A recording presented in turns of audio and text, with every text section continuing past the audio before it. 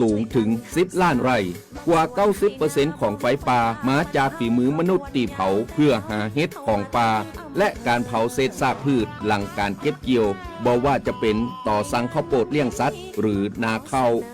ฝุ่นควันจากการเผาคือ PM 2.5 ภัยเงียบติญะฮืออายุสั้นลงถึง1 ปีจากทั้งปอดอุดกันมะเร็งหัวใจล้มเหลวและสมองเสื่อมวร่วมใจคนไทยหยุดเผาคืนลมหายใจสะอาดให้ลูกหลานกับโครงการการจัดนโยบายการเปลี่ยนแปลงการใช้ประโยชน์ที่ดินเพื่อบริหารจัดการ PM 2.5 สนับสนุนโดยวชสำนักงานการวิจัยแห่งชาติช่วยกันรักษาบ้านสวนให้นาบ่อหื้อไฟป่ามันเข้าขบวนยาวแต่เราเข้ามาทั้งอำเภอ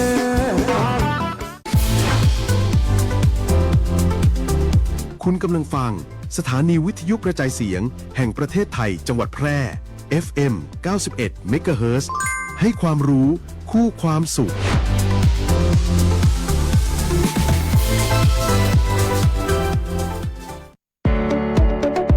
ที่นี่สถานีวิทยุกระจายเสียงแห่งประเทศไทยจังหวัดแพร่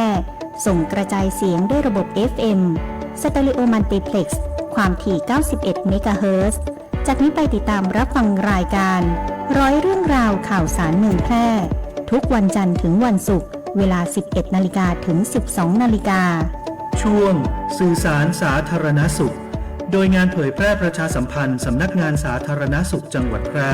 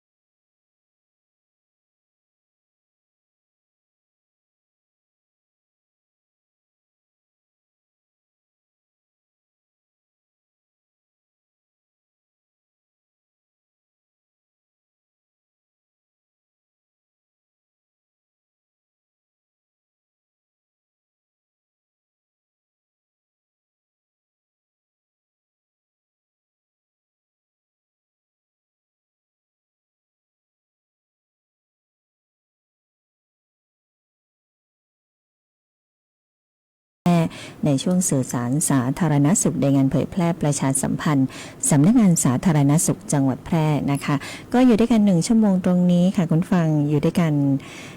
เป็นประจำนะคะในทุกวันศุกร์วันนี้เจอกันศุกร์ที่3เมษายนพุทธศักราช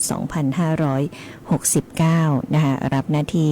ดำเนินรายการโดยดิฉันพิรุณพรแสงสร้อยนะคะทักทายแฟนรายการที่ติดตามผ่านทางหน้าปัดวิทยุ FM 91 MHz วิทยุออนไลน์รวมไปถึงทางหน้าเพจ Facebook Live กันด้วยนะคะก็อยู่ด้วยกันเนาะมีข้อมูลข่าวสารผลงานเพลงเพราะๆมาฝากกันในช่วงก่อนเข้าเที่ยง นะคะคุณผู้ฟังคะวันนี้ทางสำนักงานสาธารณสุขจังหวัดแพร่นะคะมีการรายงานสถานการณ์ฝุ่น PM 2.5 ของจังหวัดแพร่เข้ามาเนาะ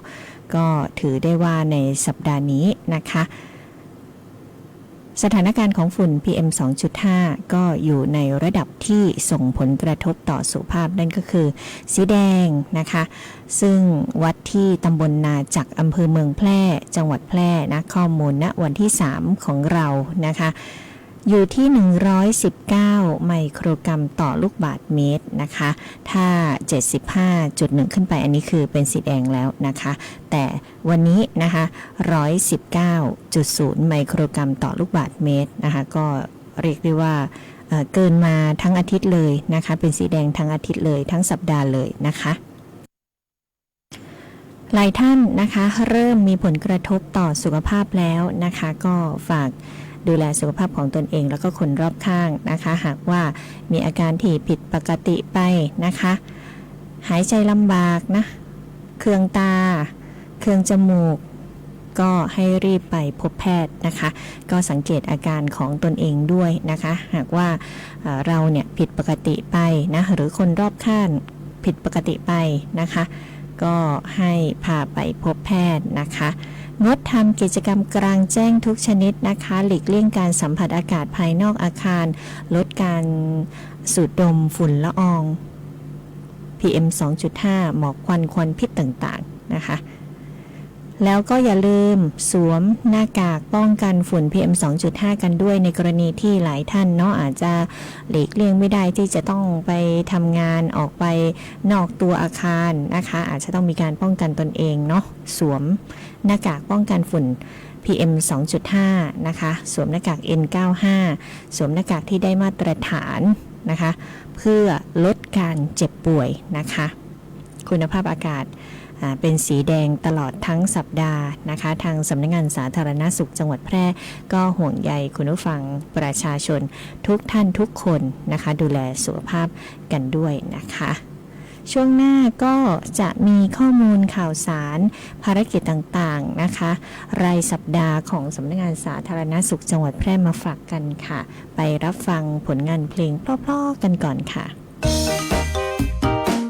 คุณกำลังฟังรายการสื่อสารสาธารณสุขโดยงานประชาสัมพันธ์สำนักงานสาธารณสุขจังหวัดแพร่ทางสวทแพร่ FM 91 MHz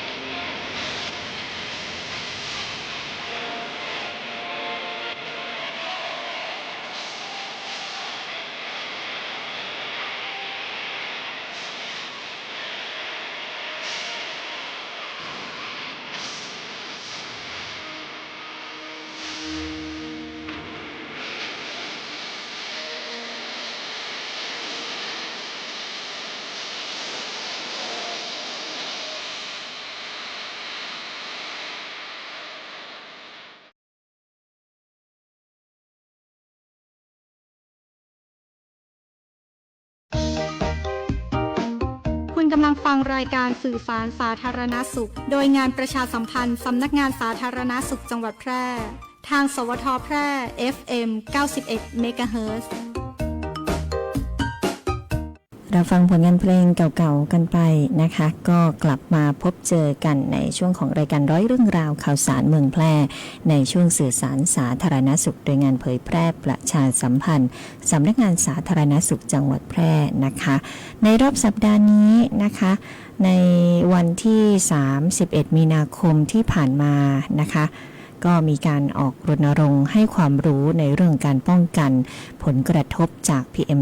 2.5 นะคะโดยสำนักงานสาธารณสุขอำเภอวังชิ้นนะคะนายสมเด็จบุญส่งรักษาการสาธารณสุขอำเภอวังชิ้นนะคะก็นำเจ้าหน้าที่สาธารณสุขอำเภอวังชิ้นนะคะพร้อมด้วยนายอนุรักษ์แก้ววงศ์ปลัดอำเภอฝ่ายความมั่นคงนะพร้อมกับสมาชิกอสกองร้อยอสอำเภอวังชิ้นที่7นะคะก็มีการบูรณาการร่วมกันกับหัวหน้าส่วนราชการที่เกี่ยวข้องนะคะไปดำเนินการชี้แจงในเรื่องของมาตรการป้องกันแก้ไขปัญหาไฟป่าหมอกควันฝุ่นละอองขนาดเล็ก PM 2.5 นะคะประจำปี 2569 เป็นครั้งที่2นะคะก็ไปจัดกิจกรรมรณรงค์กันที่ห้องประชุมองค์การบริหารส่วนตำบลนาพูนนะคะมีผู้ร่วมประชุม11หมู่บ้านด้วยกันนะคะรวม220คนนะคะแล้วก็มีการไปที่องค์การบริหารส่วนตำบลวังชิ้นด้วยนะคะก็มีผู้เข้าร่วมประชุมอีก220คนนะคะ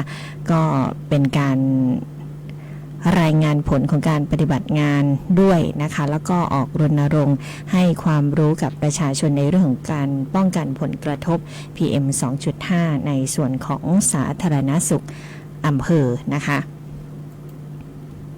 แล้วก็นะคะไปลงพื้นที่ให้ข้อมูลความรู้นะคะกับผู้สูงอายุด้วยนะคะเพราะว่าเรื่องของฝุ่น PM 2.5 เนี่ยเป็นภัยร้ายภัยอันตรายภัยเงียบนะคะทางสำนักงานสาธารณสุขจังหวัดแพร่ก็แจ้งว่าเราเนี่ยก็สามารถที่จะประเมินตนเองได้ด้วยนะคะว่าเราจะเสี่ยงกับฝุ่น PM 2.5 ในระดับไหนนะคะก็มีทั้งระดับเล็กน้อยระดับปานกลางแล้วก็ระดับที่รุนแรงนะคะระดับเล็กน้อยนะคุณผู้ฟังลองสังเกตอาการของตนเองนะคะเล็กน้อยนี่ก็คืออาจจะมีเพียงแค่1รายการนะแต่ว่าอาจจะไม่มีรายการในอาการที่รุนแรงนะอย่างเช่นระดับเล็กน้อยสีเหลืองอยู่นะคะอาจจะมีผื่นที่ผิวหนังมีการระคายเคืองตาเนาะอันนี้อาจจะเริ่มออกอาการอย่างนี้นะคะก็สามารถเข้าไปอ่านคำแนะนำหรือคำปรึกษาผ่านคลินิกมลพิษออนไลน์ได้นะคะก็มีการเฝ้าระวังตนเองเนาะการประเมินนะคะอันนี้เป็นระดับสีเหลืองอยู่นะคะที่มีผื่นตามผิวหนังนะมีการระคายเคืองตาส่วนในระดับปานกลางนะอันนี้เป็นระดับเรียกว่าสีส้มนะคะก็อาจจะมีอาการไอร่วมด้วยนะมีเสมหะมีตาแดงนะอันนี้ควรไปพบแพทย์นะคะหรืออาจจะให้คำแนะนำนะขอคำแนะนำปรึกษาผ่านคลินิกมลพิษออนไลน์ก็ได้นะคะแล้วก็หากว่าบางท่านเนาะเป็นอาการที่รุนแรงขึ้นในระดับสีแดงนะคะแน่นหน้าอกหายใจลำบากมีอาการหอบเหนื่อยหายใจเสียงดังหวีดนะคะเจ็บหน้าอกหายใจลำบากเหนื่อยนะจนต้องนั่งพักหรือจนต้องส่งผลกระทบทำงานไม่ได้นะท่านควรรีบไปพบแพทย์นะคะเนาะคุณผู้ฟังลองสังเกตตนเองบุคคลรอบข้างนะคนในครอบครัวนะว่ามีอาการในระดับไหนนะคะเราต้องเอาข้อมูลเรื่องของอันตรายของฝุ่น PM 2.5 เนี่ยมาย้ำกันอยู่ตลอดนะคะเพราะว่าปัญหาภัยสุขภาพค่อนข้างรุนแรงนะคะแล้วก็ในโซนภาคเหนือของเรานะเป็นสีแดงมา 2-3 สัปดาห์แล้วนะคะเป็นสีแดงนะคุณผู้ฟังก็คือทุกจังหวัดเนี่ยเกินค่ามาตรฐานหมดเลยอย่างที่เราได้เห็นในข่าวทีวีนะคะ เชียงใหม่เนาะแพร่น่านพะเยาเชียงรายแม่ฮ่องสอนนะคะเกิดไฟป่าหมดเลยนะลำปางลำพูนนะคะได้รับผลกระทบทั่วหน้านะคะก็คือเชียงใหม่นะก็จะหนักสุดนะคะในตอนนี้เนาะแล้วก็ทางแม่ฮ่องสอนก็พบว่ามีฝุ่นพิษหมอกควันลอยข้ามแดนมาจากประเทศเพื่อนบ้านด้วยนะคะถ้าไปดูแผนที่ใหญ่นะคะทางแผนที่ทางอากาศเนาะก็จะเห็นได้ว่าแถบเอเชียของเรานะคะเป็นสีแดงนะคุณผู้ฟังเป็นสีแดงหมดเลยนะเหมือนไฟลุกโลก ไฟโชนนะคะคุณผู้ฟังหากว่าคุณผู้ฟังมีปัญหาเกี่ยวกับสุขภาพเรื่องของฝุ่น PM 2.5 นะคะเรามีคลินิกมลพิษออนไลน์เนาะมีปัญหาเกี่ยวกับ PM 2.5 ก็ปรึกษาได้เลยนะตอนนี้ถ้าใครติดตามผ่านทางหน้าเพจ Facebook Live อยู่นะคะก็มีQR code ให้ท่านสแกนนะโดยการใช้โทรศัพท์มือถือนะคะเข้ามาสแกนเนาะแล้วก็เปิดประเมินอาการจากการสัมผัสฝุ่น PM 2.5 ได้นะประเมินพฤติกรรมการป้องกันปรึกษาผู้เชี่ยวชาญเจ้าหน้าที่อาชีวอนามัยนะเขาก็จะตอบท่านนะปรึกษากันในไลน์ได้นะคะคุณผู้ฟังก็เป็นแอปพลิเคชันคลินิกมลพิษออนไลน์นั่นเองนะคะแล้วก็นะคะในรอบสัปดาห์นี้นะคะอย่างที่บอกปัญหาฝุ่นเนี่ยเกินค่ามาตรฐานนะทางสำนักงานสาธารณสุขจังหวัดแพร่นะแล้วก็หน่วยงานในเครือข่ายสาธารณสุขก็ห่วงใยทุกท่านทุกคนนะคะก็อยากจะรณรงค์ให้เราเนี่ยสู้ภัยฝุ่น PM 2.5 ก็คือเร่งดำเนินการลดผลกระทบต่อสุขภาพกับประชาชนนะคะก็เมื่อวานนี้เนาะทางเจ้าหน้าที่ก็มีการลงพื้นที่ให้ความรู้ป้องกันตนเองจากฝุ่นละอองขนาดเล็กแล้วก็มีการมอบหน้ากาก N95 ให้กับประชาชนในกลุ่มเปราะบางด้วยนะคะมุ่งสู้ฝุ่นเนาะทางร้องกวางนะคะสาธารณสุขอำเภอร้องกวางนะคะก็มอบมุ้งสู้ฝุ่นนะให้คำแนะนำการใช้มุ้งสู้ฝุ่นให้กับผู้ป่วยติดบ้านติดเตียง2 รายในตำบลบ้านเวียงแล้วก็ตำบลทุ่งศรีของร้องกวางนะคะแล้วก็ทางสาธารณสุขอำเภอเด่นชัยนะคะก็มีการลงพื้นที่เชิงรุกให้ความรู้ในการป้องกันตนเองผลกระทบนะคะฝุ่นละอองหมอกควันกันด้วยนะพร้อมทั้งมอบหน้ากากอนามัยให้กับกลุ่มเสี่ยงในพื้นที่ของตำบลห้วยไร่นะคะด้านสาธารณสุขอำเภอ2นะคะก็ไป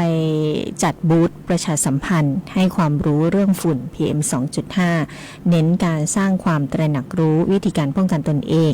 การลดมลพิษให้กับเจ้าหน้าที่หรือว่าผู้มาร่วมคัดเลือกทหารกองเกินนะคะเกณฑ์ทหารที่อำเภอ2เมื่อวานนี้นะคะรวมถึงประชาชนสนับสนุนหน้ากากอนามัย N95 อีก50 ชิ้นนะคะที่หอประชุมที่ว่าการอำเภอ2จังหวัดแพร่นะคะสาธารณสุขวังชิ้นนะคะก็ไปลงพื้นที่นะคะในองค์การบริหารส่วนตำบลแม่พุงองค์การบริหารส่วนตำบลแม่ปากนะคะก็ร่วมกันรณรงค์เนาะประชาชนก็มาร่วมรับทราบข้อมูลกว่า500 คนเลยนะคะก็เป็นข้อมูลนะคะที่เอามาฝากนะคุณผู้ฟังเพราะว่าหลายที่หลายแห่งเนาะก็ประสบกับปัญหาฝุ่น PM 2.5 นะคะอำเภอลองนะคะเมื่อวานนี้เห็นทางร้องกวางนะบ้านเวียงก็มีไฟไหม้นะคะที่บนดอยนะคุณผู้ฟังไฟไหม้ป่าเนาะก็ถือว่ากระทบต่อพี่น้องใกล้เคียงเลยนะคะเพราะฉะนั้นนะคะเรื่องหน้ากากอนามัยหน้ากากป้องกันฝุ่นก็เป็นเรื่องที่สำคัญนะคุณผู้ฟังเราก็ควรที่จะเลือกให้เหมาะสมนะคะถ้าในช่วงที่เกินค่ามาตรฐานนะคะเกินกว่า75ไมโครกรัมต่อลูกบาศก์เมตรไปแล้วเนี่ยก็ควรใช้หน้ากาก N95 นะคะหรือหน้ากากที่เทียบเท่าได้กับ N95 หน้ากากอนามัยก็ใช้ได้ในตัวอาคารนะคะถ้าออกไปกลางแจ้งใช้หน้ากาก N95 นะคะ กลุ่มเสี่ยงนะคะกลุ่มเสี่ยงก็เช่นกันนะคุณผู้ฟังใช้ได้ทั้งหน้ากาก N95 และหน้ากากอนามัยนะอันนี้ขึ้นอยู่ว่าถ้าเราอยู่ในตัวอาคารก็ใช้หน้ากากอนามัยนะคะถ้าอยู่นอกอาคารก็ใช้หน้ากาก N95 นะคะหน้ากาก N95 นะคุณผู้ฟังก็จะมีหลายแบบเนาะเขาเรียกว่าแบบที่ไม่มีวาล์วนะคะอันนี้ป้องกันฝุ่นขนาดน้อยกว่า 0.3 ไมครอนนะได้ที่ 95% นะคะส่วนหน้ากากที่มีวาล์วนะคะก็เช่นกันเนาะก็กันได้ประมาณ 95% นะคะหน้ากากอนามัยป้องกันฝุ่นละอองขนาดเล็กนะคะแบบที่แนบสนิทเข้ากับใบหน้าของเราเนาะหน้ากากชนิดหนาหน่อยนะคะหน้ากากอนามัยชนิดหนาหน่อยก็จะกันได้ที่ประมาณ 50-70% นะคะหน้ากากผ้าฝ้ายนะที่เราให้ซ้อนกัน3ชั้นนะคะเอาหน้ากาก3แผ่นเนี่ยมาซ้อนกันนะหน้ากากอนามัยธรรมดานะคะอันนี้ป้องกันฝุ่นได้อยู่ประมาณ 40.90% นะก็ถือว่าเป็นประสิทธิภาพที่กันฝุ่นได้น้อยนะแต่ก็ยังกันอยู่นะคะหน้ากากมัสลินนะคะอันนี้เป็นหน้ากากในการป้องกันฝุ่นที่มีประสิทธิภาพน้อยที่สุดนะคะกันได้ที่ 37.80% นะคะเพราะฉะนั้นเนาะควรจะเลือกหน้ากากให้เหมาะสมนะคะทีนี้นะคะแนะนำว่าให้เลือกหน้ากากอนามัยนะคะที่เป็น N95 ไม่มีวาล์วหรือแบบมีวาล์วแล้วก็หน้ากากอนามัยป้องกันฝุ่นนะที่เป็นกันฝุ่น 2.5 ไมครอนเวลาเราไปซื้อหน้ากากนะคะในร้านสะดวกซื้อนะก็ต้องอ่านนิดนึงนะคะว่ามันกันอะไรได้บ้างนะคะช่วงนี้ก็จะแนะนำแค่3หน้ากากแบบนี้นะคะเพราะว่าใช้ได้ทั้งเด็กเล็กที่อายุน้อยกว่า2ปีสตรีมีครรภ์นะคะผู้สูงอายุโรคหัวใจโรคปอดแล้วก็ประชาชนทั่วไปนะคะส่วนซ้อนหน้ากาก3ชั้นนะคะแล้วก็หน้ากากมัสลินเนี่ยจะป้องกันได้น้อยแต่ถามว่าป้องกันได้ไหมป้องกันได้นะคะอันนี้เป็นทางเลือกเนาะสำหรับฉุกเฉินที่สุดเราไม่มีแล้วนะก็จำเป็นจะต้องใช้วิธีเอาหน้ากากมาซ้อนกัน3แผ่นนะคะ3ชิ้นนะคะซ้อนกันอันนี้เนาะอันนี้ก็เป็นแนวทางในการแก้ปัญหาหากว่าเราไม่มีหน้ากาก N95 แบบไม่มีวาล์วไม่มี N95 แบบมีวาล์วไม่มีหน้ากากอนามัยป้องกันฝุ่น 2.5 ไมครอนนะคะก็ประชาสัมพันธ์ให้คุณผู้ฟังได้รับทราบนะคะห่วงใยทุกท่านทุกคนค่ะไปรับฟังสิ่งที่น่าสนใจก็พักกันสักครู่หนึ่งค่ะ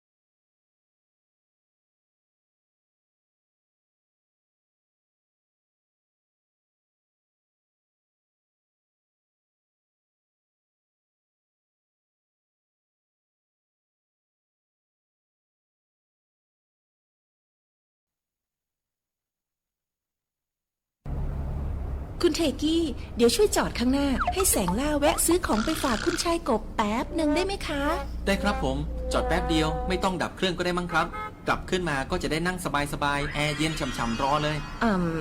ไม่ได้แสงล่าจะใครซี่อย่าหาทำเชียวนะคะต้องดับเครื่องก่อนค่ะเจ้าฝุ่น PM 2.5 เนี่ยที่ทำให้เราสุขภาพแย่ทุกวันนี้ก็เพราะนี่ไงคะหนึ่งในสาเหตุสำคัญก็มาจากท่อไอเสียของรถยนต์ที่สัญจรไปมาบนท้องถนนนี่แหละค่ะรับทราบครับผมเช็ครถลดฝุ่นไม่ปรับแต่งเครื่องยนต์เพิ่มเติมไม่บรรทุกน้ำหนักเกินพิกัดลดการใช้รถยนต์ส่วนตัวหันมาใช้ขนส่งสาธารณะแทนทางเดียวกันไปด้วยกันนุกหนานโอ้ my god ทำถึงมากค่ะปรับพฤติกรรมการใช้รถช่วยลดฝุ่น PM 2.5 สร้างอากาศดีเพื่อเราทุกคนปรารถนาดีจากสำนักงานประชาสัมพันธ์ที่ 3 กรมประชาสัมพันธ์ Thank you คุณเทกี้ มาช่วยกันเฝ้าระวังไฟป่ามา ผู้ก่อว่าภาคเหนือมีพื้นที่เผาซ้ำซากสูงถึง10 ล้านไร่กว่า 90% ของไฟป่ามาจากฝีมือมนุษย์ตีเผาเพื่อหาเห็ดของป่าและการเผาเศษซากพืชหลังการเก็บเกี่ยวบ่ว่าจะเป็นต่อสั่งข้าวโพดเลี้ยงสัตว์หรือนาข้าวฝุ่นควันจากการเผาคือ PM 2.5 ภัยเงียบติยะฮืออายุสั้นลงถึง1 ปีจากทั้งปอดอุดกันมะเร็งหัวใจล้มเหลวและสมองเสื่อมวร่วมใจคนไทยหยุดเผาคืนลมหายใจสะอาดให้ลูกหลานกับโครงการจัดยะนโยบายการเปลี่ยนแปลงการใช้ประโยชน์ที่ดินเพื่อบริหารจัดการ PM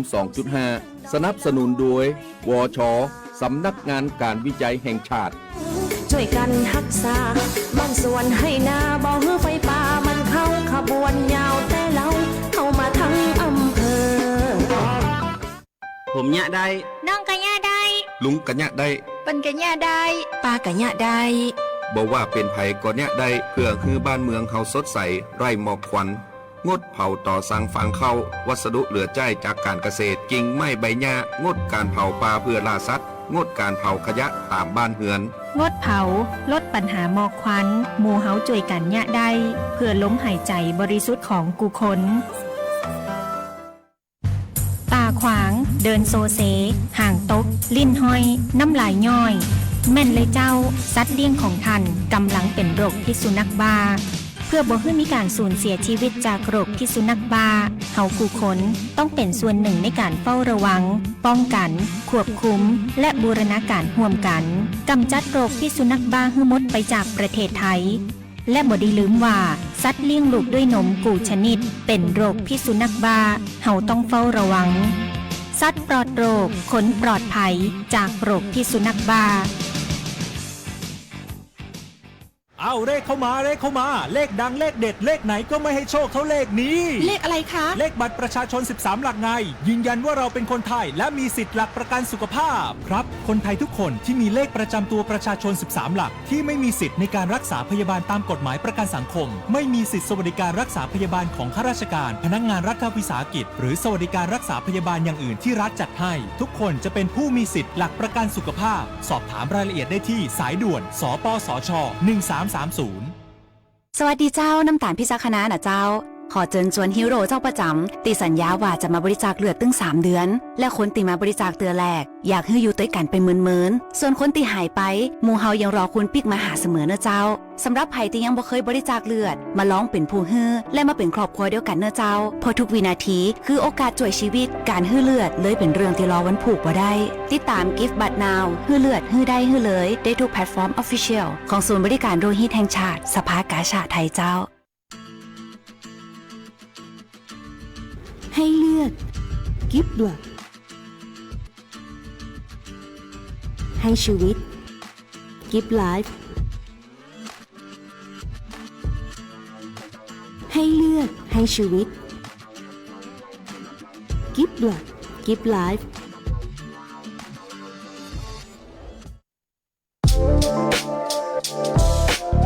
คุณกำลังฟังสวท.แพร่ FM 91 MHz กรมประชาสัมพันธ์สถานีเพลงเพราะ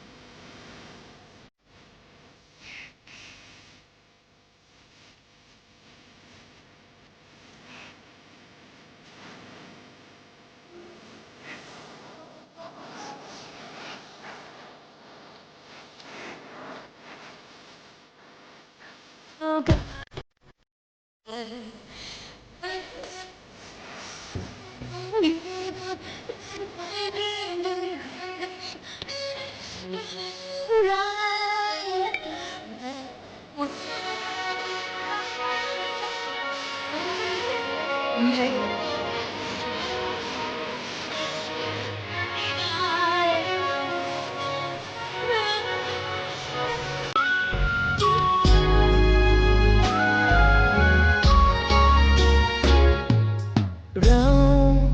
อาจ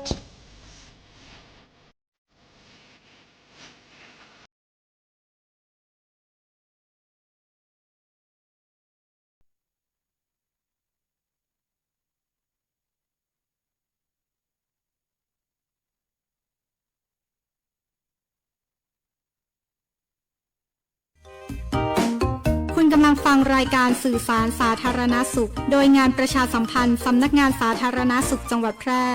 ทางสวทแพร่ FM 91 เมกะเฮิรตซ์ ค่ะคุณฟังท้ายรายการแล้วนะคะวันนี้ก็ต้องขอบคุณแฟนรายการทุกท่านทุกคนนะคะที่ให้เกียรติติดตามรับฟังข้อมูลข่าวสารนะคะขอบคุณพี่สุริรัตน์ขอบคุณคุณอุดรฤทธิชัยนะคะที่ติดตามกันผ่านทางหน้าเพจ Facebook Live นะคะทักทายกันอยู่ตลอดนะคะในท้ายนี้นะคะฝากด้วยนะใครที่จะไปโรงพยาบาลนะคะก็อย่าลืมนำยาประจำตัวที่ท่านใช้อยู่เป็นประจำไปด้วยทุกครั้งนะคะนับจำนวนยาที่มีอยู่ด้วยนะคะเมื่อไปโรงพยาบาลไปตามนัดหรือว่าไปหาหมอเนาะเนื่องจากสถานการณ์ต่างๆภายนอกเนี่ยอาจจะส่งผลต่อระบบการขนส่งนะคะการจะส่งเวชภัณฑ์เนาะสงครามนะคะการรบกันนะเพื่อความต่อเนื่องในการรักษานะคะก็เอายาที่เราใช้อยู่ไปด้วยนะคะเพื่อคุณหมอจะได้มั่นใจว่าเรามียาไว้กินสม่ำเสมอแล้วก็ไปดูตัวยาด้วยนะบางท่านอาจจะมีการเปลี่ยนยานะคะผลตรวจออกมาไม่ดีขึ้นก็อาจจะมีการเปลี่ยนตัวยาแบบนี้ก็ได้นะคะเพราะฉะนั้นอย่าลืมเนาะไปโรงพยาบาลก็เอายาของเราไปด้วยคุณหมอถามก็จะได้มีให้ดูนะคุณหมอไม่ถามก็ไม่เป็นไรนะก็อาจจะคุณหมอมีในระบบอยู่แล้วอย่างนี้นะคะแต่ว่าเอาไปก็ดีนะคะคุณฟังเนาะเผื่อคุณหมอถามทานยาอะไรอยู่อะไรอย่างนี้ก็จะได้ให้ดูได้นะคะก็เป็นข้อมูลข่าวสารที่ฝากกันในวันนี้นะคะช่วงนี้นะคะส่งท้ายผลงานเพลงเพราะๆจนจบรายการนะคะแล้วก็กลับมาพบเจอกันได้ใหม่ในทุกวันศุกร์นะคะกับรายการร้อยเรื่องราวข่าวสารเมืองแพร่ในช่วงสื่อสารสาธารณสุขโดยงานเผยแพร่ประชาสัมพันธ์สำนักงานสาธารณสุขจังหวัดแพร่ค่ะวันนี้พี่รุนพรสังสร้อยลาไปก่อนค่ะเจอกันใหม่ครั้งต่อไปสวัสดีค่ะ